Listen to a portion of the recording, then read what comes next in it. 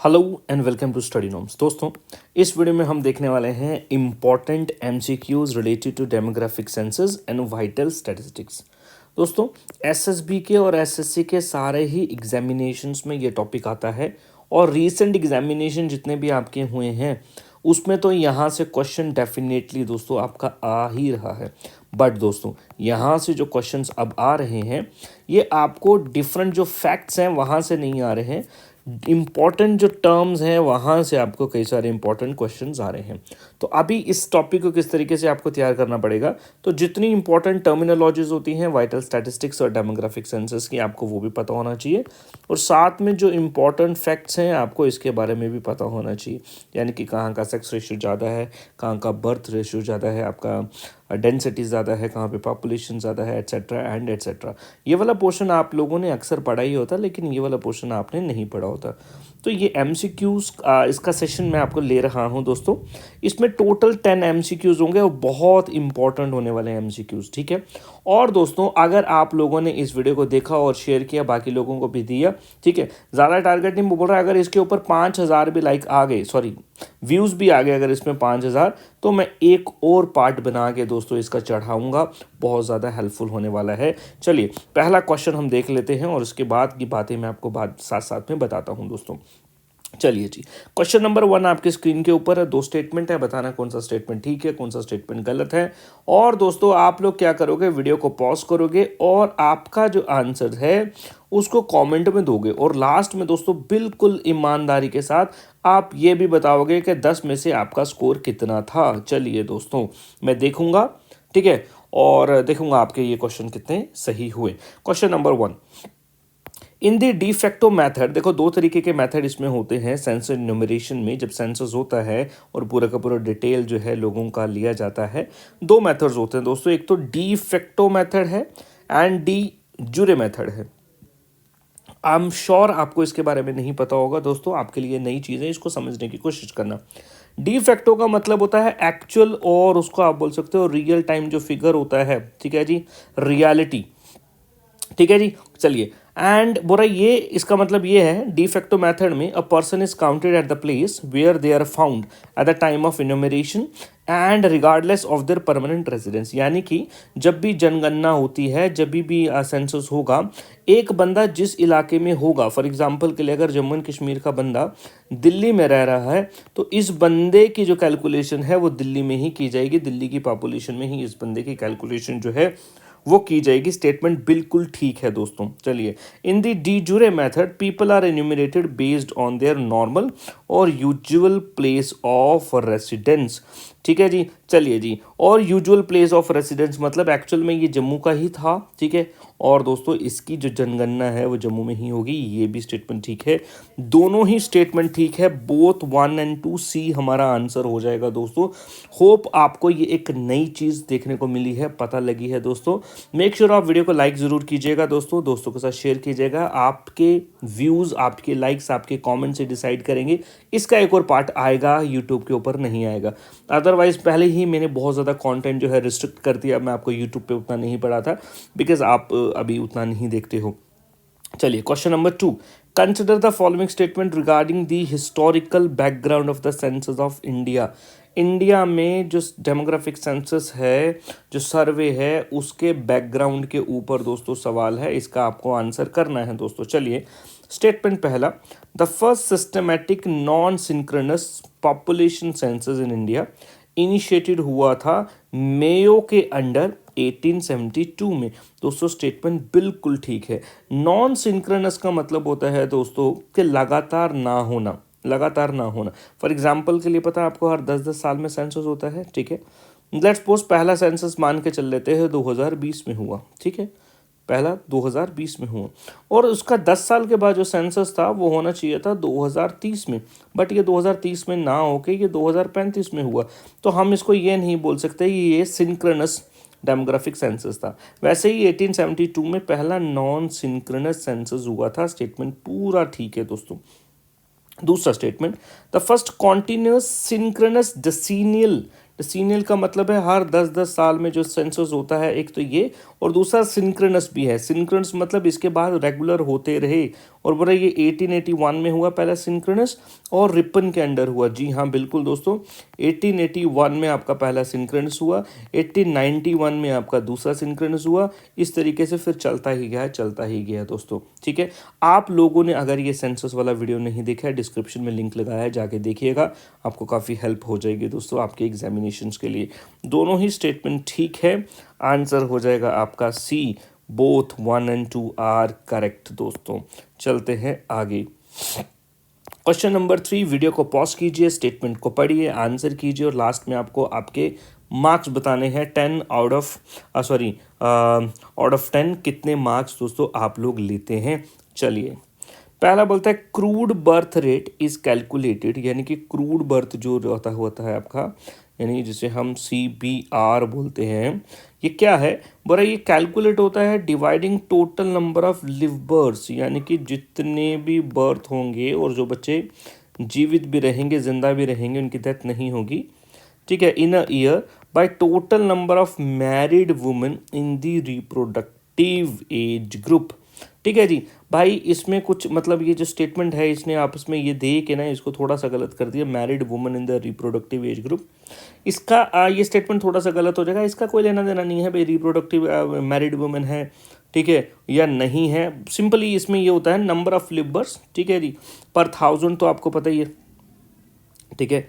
और इसमें सिर्फ और सिर्फ आपकी जितनी भी विमेन है रिप्रोडक्टिव एज ग्रुप में, यूजुअल आपको पता है रिप्रोडक्टिव एज ग्रुप मतलब जब मेंस्ट्रुएशन साइकिल्स पे होती हैं लड़कियां, मीनोपॉज नहीं आता उनका जब तक, तकरीबन 40-45 साल तक का जो टाइम पीरियड है, ठीक है जी। तो ये पहला स्टेटमेंट जो है ये गलत है। और दूसरा, the total fertility rate refers to the average number of children, TFR दोस्तों याद रखिएगा, TFR टोटल फर्टिलिटी रेट का मतलब ये है कि एवरेज नंबर ऑफ चिल्ड्रन, एक बंदे के तो नहीं मतलब औरत के, चलिए जी, average number of children that would be born to a woman over her lifetime as she were experience the exact current age specific fertility rates. बड़ा सिंपल सा इसका मतलब ये है, स्टेटमेंट बिल्कुल ठीक है। वैसे टोटल फर्टिलिटी रेट का मतलब ये होता है, लेट्स सपोज एक लड़की जो है माँ बनने के काबिल हो जाएगी आपका तो तकरीबन 10 या 11 साल से, एंड 45 ईयर तक रहेगी दोस्तों, ये इसका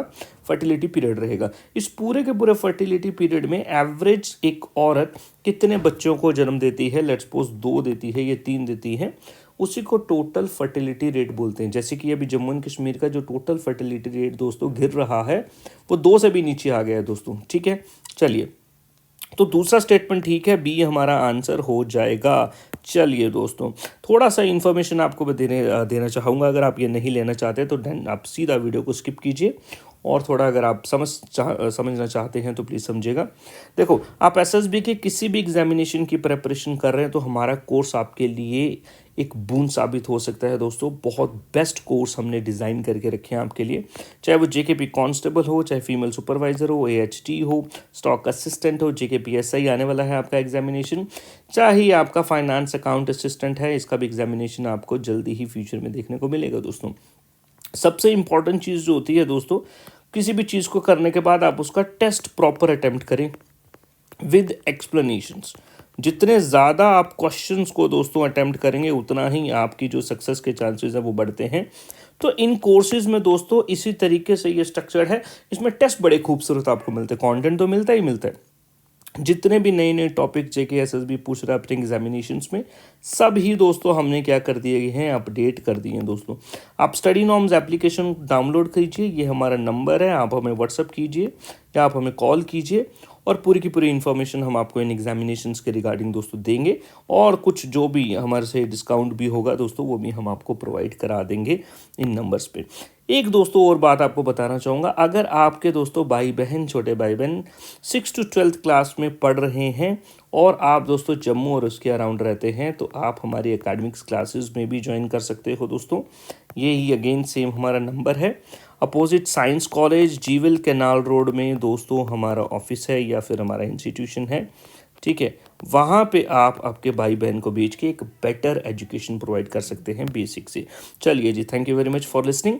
नाउ नेक्स्ट क्वेश्चन दोस्तों, अब क्वेश्चन नंबर 4 आपकी स्क्रीन के ऊपर, जल्दी से इसका आंसर कीजिए दोस्तों, जल्दी से इसका आंसर कीजिए। क्या है?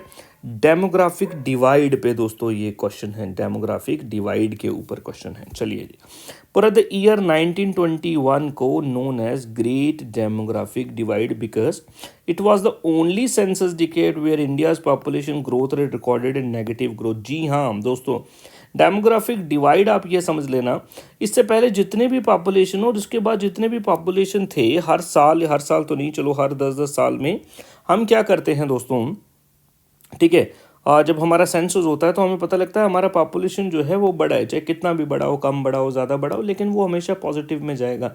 लेकिन this was the only year 1921 के डिकेड में दोस्तों, 1911 से लेके 1921 का जो डिकेड था, ये जो 10 साल थे, इसमें पॉपुलेशन इंडिया की माइनस में हो गई थी दोस्तों। तकरीबन 12 से 13 मिलियन लोग दोस्तों जो है इसमें मर गए थे, क्योंकि एपिडेमिक इन्फ्लुएंजा दोस्तों यहाँ पे फैल गया था एक, ठीक है, एपिडेमिक इन्फ्लुएंजा, ठीक है जी। इंडिया में ये महामारी, ये फ्लू फैलता है, जिससे बहुत लोग दोस्तों मारे जाते हैं, और ये स्टेटमेंट बिल्कुल ठीक है, इसी को डेमोग्राफिक डिवाइड बोलते हैं, याद रखिएगा, बिल्कुल स्टेटमेंट ठीक है। दूसरा, the primary reason for the negative growth rate during the 1911-1921 decade with extensive out migration and low birth rate, बिल्कुल स्टेटमेंट गलत है दोस्तों। यहाँ पे माइग्रेशन का कुछ भी लेना देना नहीं है, यहाँ पे डेथ रेट बहुत ज़्यादा बढ़ गया था ड्यू टू दिस महामारी, ड्यू टू दिस बीमारी इन्फ्लुएंजा, और इसमें आउट माइग्रेशन का कोई लेना देना नहीं है दोस्तों। ओनली वन स्टेटमेंट आपकी करेक्ट है। आपको साथ साथ में आंसर करना है इन क्वेश्चंस का, वीडियो को पॉज करके दोस्तों लाइक ज़रूर करना है, और आपके कमेंट ज़रूर करने हैं दोस्तों, ठीक है। चलिए जी, मंडे से हमारा क्लास जो है रेगुलर हो जाएगा, 6 बजे क्लास होता है दोस्तों, ठीक है। मंडे टू फ्राइडे 6 बजे क्लास होता है, होता रहेगा, ठीक है जी। चलिए, question number next 5th, consider the following statement regarding the administration of the census in India. India में जो सेंसस एडमिनिस्टर किया जाता है दोस्तों, सेंसस जो होता है उसके बारे में ये आपको क्वेश्चन बताना है। अच्छा, पहला बोला जो डिसीनियल सेंसस होता है, हर 10-10 साल में ये जो सेंसस होता है दोस्तों, is conducted by the office of the registrar general census commissioner India under the ministry of home affairs. बिल्कुल स्टेटमेंट ठीक है, office of the registrar and general census commissioner, बिल्कुल यही इस सेंसस को करवाते हैं। दूसरा, the census act of 1958 provides the legal framework for conducting the census. पूरा यही बताता है, पूरा का पूरा कानून किस तरीके से सेंसस को कंडक्ट किया जाएगा, making it a statutory obligation for citizen to answer the question truthfully दोस्तों। लेकिन बाकी सब चीज़ें ठीक है, लेकिन सेंसस एक्ट 1958 नहीं, सेंसस एक्ट 1948 के तहत दोस्तों ये होता है। तो दूसरा स्टेटमेंट गलत है, ओनली 1A हमारा आंसर हो जाएगा दोस्तों। नेक्स्ट दोस्तों, question number 6th। Question number 6 बड़ा प्यारा क्वेश्चन है, बड़ा इंपॉर्टेंट क्वेश्चन है दोस्तों। अच्छा, क्वेश्चन है आपके ऊपर डेमोग्राफिक ट्रांजिशन थ्योरी के हिसाब से दोस्तों।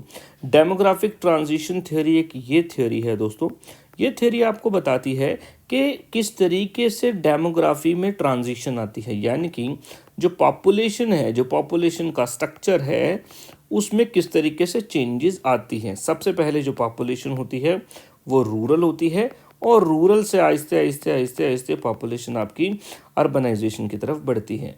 पहले आपकी पॉपुलेशन इलिटरेट होती है, और आहिस्ते आहिस्ते पॉपुलेशन आपकी जो है लिटरेट हो जाती है। सबसे पहले पॉपुलेशन आपकी एग्रीकल्चर में ज़्यादातर इन्वॉल्व होती है, और आहिस्ते आहिस्ते आपकी पॉपुलेशन जो है ये इंडस्ट्रियल एक्टिविटी में चल जाती है, जैसे टाइम पीरियड आहिस्ते आहिस्ते बढ़ता है दोस्तों, ठीक है। और इसके 3 स्टेजेस होते हैं, इन 3 स्टेजेस के ऊपर आपको क्वेश्चन पूछा गया है दोस्तों। आपको बताना है कौन सा स्टेज गलत है या कौन सा स्टेज ठीक है। पहला स्टेज बोल रहा है is characterize by high birth rate and high death rate resulting in slow stable population growth. Statement बिल्कुल ठीक है।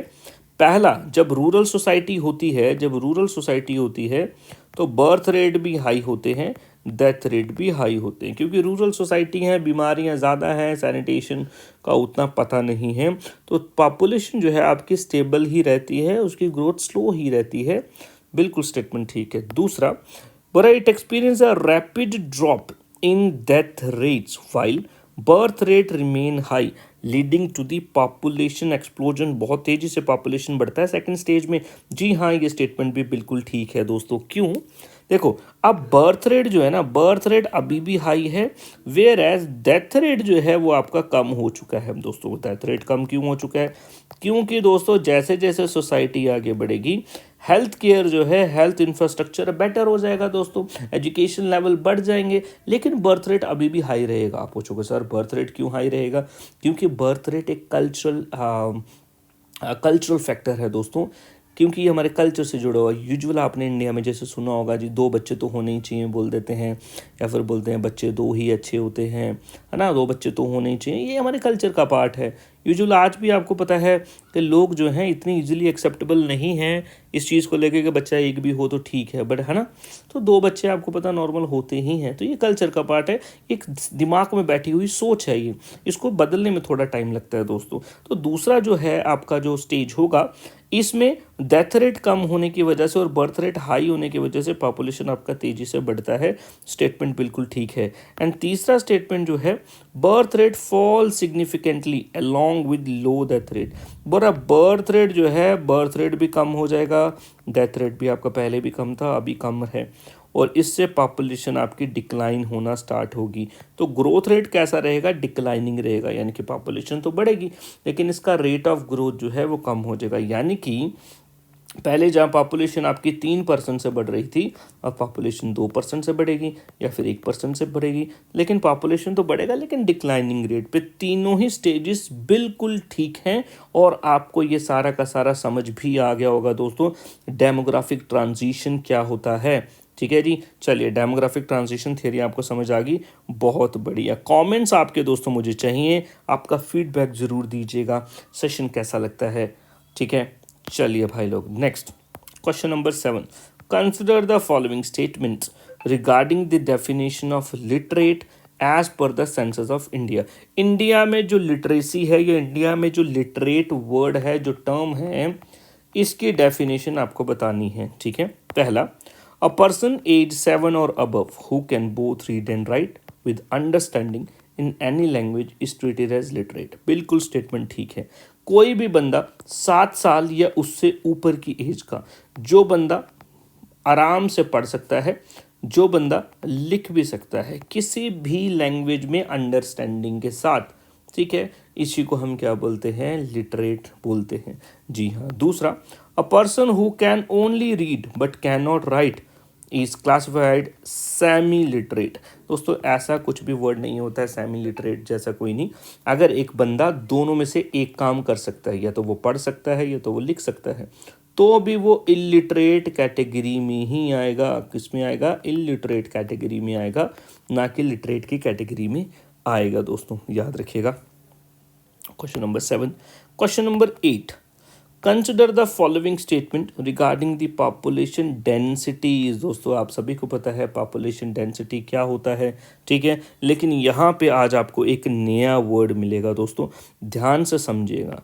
Population density is calculated strictly as the total population divided by total geographical area, और usually express किया जाता है person पर square kilometre. Statement बिल्कुल ठीक है। क्या है? पॉपुलेशन, है ना, और एरिया, इसी को तो हम बोलते हैं, पॉपुलेशन को एरिया के साथ अगर आप डिवाइड करोगे तो आपके पास क्या आएगा? डेंसिटी आएगा। दूसरा बच्चा यहाँ पे टर्म है वो है फिजियोलॉजिकल डेंसिटी। जिसको पता है, नहीं पता नहीं पता दोस्तों, लेकिन चलो आज पता लग जाएगा। चलिए, तो physiological density is more refined measures calculated by dividing the total population by the total arable cultivable land area। दोस्तों बोला ये मोर रिफाइंड मेजर है, ये और ज़्यादा बढ़िया है, पॉपुलेशन डेंसिटी से और ज़्यादा रिफाइंड और ज़्यादा बेस्ट मेजर है दोस्तों। ठीक है, क्योंकि बोल रहा है ये टोटल पॉपुलेशन को, एक इलाके की टोटल पॉपुलेशन को ये टोटल एरेबल कल्टीवेटेड जो लैंड होता है ना, एरेबल लैंड का मतलब ये होता है जहाँ पे ना आप एग्रीकल्चर कर सकते हो दोस्तों, ठीक है। अब जो एग्रीकल्चरल लैंड है और उसके ऊपर कितनी पॉपुलेशन, ठीक है, डिपेंडेंट है, ये डिसाइड करता है दोस्तों कि रिसोर्सेज के ऊपर कितना बर्डन है, ठीक है। और ये नो डाउट पॉपुलेशन डेंसिटी से बेस्ट मेजर है दोस्तों। ये डेंसिटी का जो तरीका है ज़्यादा अच्छा है, इससे हमें रिसोर्सेज पे कितना बर्डन है इसके बारे में पता लगता है। सिंगापुर का दोस्तों एरिया कम है, पॉपुलेशन का जो डिपेंडेंस है वो ज़्यादा है, इसलिए फिजियोलॉजिकल डेंसिटी सिंगापुर की सबसे ज़्यादा है, याद रखिएगा, ठीक है जी। चलिए भाई लोग, क्वेश्चन नंबर 8 नेक्स्ट है। क्वेश्चन नंबर 9 आपकी स्क्रीन के ऊपर। Consider the following statement about the population pyramids. दोस्तों अब आप में से बहुत सारे लोगों को पॉपुलेशन पिरामिड्स के बारे में भी नहीं पता होगा। नाउ हम समझ लेते हैं कि पॉपुलेशन पिरामिड क्या है और कैसे काम करता है। देखें, A population pyramid with a wide base and rapidly narrowing tip, मतलब ये आपका पिरामिड होता है वाइड बेस, जिसका बेस क्या है, चौड़ा है, और इसका जो टिप है दोस्तों वो क्या है, नैरो है। इसका जो टिप है वो नैरो है, ठीक है, ये बताया है। पर ये रिफ्लेक्ट करता है high birth rates and high mortality rate. Mortality rates का मतलब हो गया death rate, typically of developing Nations, ठीक है जी। चलिए जी, और बोल रहा है जी, देखो जी, बोल रहा है पहले इसका बेस जो है वो बड़ा है और आहिस्ते आहिस्ते आहिस्ते से छोटा होता जा रहा है। तो बेस बड़ा होने का मतलब दोस्तों यूजुअल ऐसा ही होता है, ठीक है जी, ऐसा। तो यानी कि बर्थ रेट भी ज़्यादा है, डेथ रेट भी ज़्यादा है, और ऊपर चलते चलते कम होते जा रहा है दोनों, बर्थ रेट भी और, ठीक है। चलिए भाई, सिंपल, चलिए वही बोल रहा है कि reflect high birth rate and high mortality rate, high death rate. जी हाँ, स्टेटमेंट आपका ठीक है। दूसरा, a bell shaped population pyramid. दोस्तों पिरामिड के भी ना कई सारे शेप्स होते हैं, ठीक है। एक तो बिल्कुल आपका इस तरीके से अपराइट पिरामिड होता है, एक आपका बेल शेप्ड होता है। बेल शेप मतलब जैसे घंटी की शेप नहीं होती, अभी आपको दिखाता हूँ। That tapers towards the top, reflects A stable population with low birth and low death rate. ये हैं दोस्तों, आप देखें यहाँ पे, देखो यहाँ पे कम बर्थ रेट कम डेथ रेट, ठीक है जी। और ये दोस्तों आपका बेल बन गया, ठीक है जी। यहाँ पे जाके आपका बढ़ता है, ठीक, और ऊपर जाके फिर स्टेबल आपका हो जाता है। ये भी स्टेटमेंट आपकी ठीक है। बेल शेप्ड जो होता है, याद रखिएगा, बेल शेप जो पिरामिड है दोस्तों, आपको ये स्टेबल पॉपुलेशन बताता है, low birth and low death rate के साथ। वेरस जो पॉपुलेशन पिरामिड है आपका सीधा, ठीक है, वो आपको बताता है high birth rate and high death rate दोस्तों, ठीक है जी। और दोस्तों अगर आपको इसको और बेटर तरीके से समझना है तो आप इसको और पढ़िए, कहीं से चेक कीजिए। अदरवाइज दोस्तों आप हमारे कोर्सेज में एनरोल कीजिए, वहाँ पे सब चीज़ें मैंने आपको पढ़ाई ही होती हैं दोस्तों, ठीक है जी। चलिए जी, अगला क्वेश्चन है आपके सामने, question number 10। Consider the following statement regarding the concept of demographic dividend. दोस्तों बहुत इंपॉर्टेंट टर्म है ये भी, demographic dividend. Demographic dividend refers to the economic growth. बोला डेमोग्राफिक डिविडेंड का मतलब क्या है, इकोनॉमिक ग्रोथ, जो पैसे में बढ़ोतरी होती है, और potential that results from shifts in population age structure. Population age structure का मतलब दोस्तों ये होता है कि एक देश में जितना भी पॉपुलेशन है, लेट्स सपोज मान के चलो 150 करोड़ है, ठीक है। तो इस 150 करोड़ में कुछ परसेंटेज पॉपुलेशन यंग लोगों का होगा, कुछ परसेंटेज पॉपुलेशन एडल्ट्स का होगा, कुछ पॉपुलेशन जो है सीनियर सिटीजन्स का भी होगा, ठीक है। और बोल रहा है कि ये इकोनॉमिक ग्रोथ पोटेंशियल को बताता है जो पॉपुलेशन के एज स्ट्रक्चर में चेंजेस आने से मिलता है। कब? when the share of the working age group is lesser than the non working age group। दोस्तों ऊपर की आधी स्टेटमेंट तो ठीक बोली है, नीचे की स्टेटमेंट गलत कर गया दोस्तों। यहाँ पे बोल रहा है वर्किंग एज पॉपुलेशन कम है नॉन वर्किंग एज पॉपुलेशन से। दोस्तों 15 से लेके ना 59 ईयर्स जो होता है ना आपका, 59 ईयर्स, ये होता है आपका वर्किंग एज ग्रुप, ठीक है। तो जब वर्किंग एज ग्रुप का नंबर ज़्यादा होगा, परसेंटेज ज़्यादा होगा ना, तो ही इकोनॉमिक ग्रोथ होगी दोस्तों, ठीक है। अगर तो डिपेंडेंट्स का नंबर ज़्यादा होगा और उनकी पॉपुलेशन ज़्यादा होगी तो हमारी जो वर्क फोर्स है वो कम होगी, पोटेंशियल इकोनॉमिक ग्रोथ का कम होगा। इसने बोल दिया कि वर्किंग जो है, वर्किंग एज पॉपुलेशन जो है वो लेसर है देन नॉन वर्किंग। ये स्टेटमेंट दोस्तों गलत हो गया आपका, यहाँ पे होना चाहिए था हायर। चलिए, to fully realise demographic dividend का पूरा बेनिफिट उठाने के लिए a country must actively invest in health care, quality education, micro economic policies that promote job creation. जी हाँ, बिल्कुल। जब आपके पास वर्किंग एज ग्रुप ज़्यादा है और इनके स्किल्स ज़्यादा हैं, इनके एजुकेशन ज़्यादा है और माइक्रो इकोनॉमिक पॉलिसीज़ ऐसी हैं जिससे जॉब क्रिएशन हो रही है, तभी तो पैसा बनेगा। जी हाँ, ये स्टेटमेंट ठीक है। दूसरा स्टेटमेंट आपका ठीक है, बी आपका आंसर है। इसी के साथ हमारा ये जो सेशन है वो ख़त्म होता है दोस्तों। होप आपको इन्फॉर्मेटिव लगा तो दोस्तों आप लाइक कीजिए, अपने दोस्तों के साथ शेयर कीजिए, ठीक है जी। और बढ़िया जो कंटेंट है दोस्तों वो इसी तरीके से दब जाता है, नोबडी वॉचेस देम, अब उसको कोई देखता ही नहीं है, फिर आहिस्ते आहिस्ते मोटिवेशन ख़त्म हो जाती है और दोस्तों आपको बढ़िया पढ़ाने वाले जो लोग हैं वो फिर नहीं पढ़ाते दोस्तों। तो इसको आप ज़्यादा से ज़्यादा शेयर कीजिए, ज़्यादा से ज़्यादा बेनिफिट्स लोगों को इसके मिल जाएं दोस्तों। और दोस्तों आप ना हमारी टेस्ट सीरीज़ में ज़रूर एनरोल कीजिए। As of now finance accounts assistant का हमारा टेस्ट सीरीज़ दोस्तों वो चल रहा है, जिसमें ऑलरेडी 2 फुल लेंथ टेस्ट दोस्तों आ चुके हैं, मतलब एक आ चुका है, कल आएगा दोस्तों एक संडे को कल 2 बजे एक और फुल लेंथ मॉक टेस्ट उसमें आएगा। Sectional test, topic wise test, सारे टेस्ट उसमें चल रहे हैं दोस्तों। JKB constable, female supervisor, AHTO, बाकी किसी भी एग्जामिनेशन की प्रिपरेशन कर रहे हो हमारे कोर्सेज में एनरोल कर सकते हो, ऑनलाइन ऑफलाइन दोनों ही मोड्स में, असिस्टेंट कंपाइलर का भी दोस्तों। Thank you very much. मिलते हैं आपसे अगले वीडियो में मंडे को शाम को 6 बजे लाइव स्टडी नॉर्म्स के यूट्यूब चैनल पर। Take care, bye bye.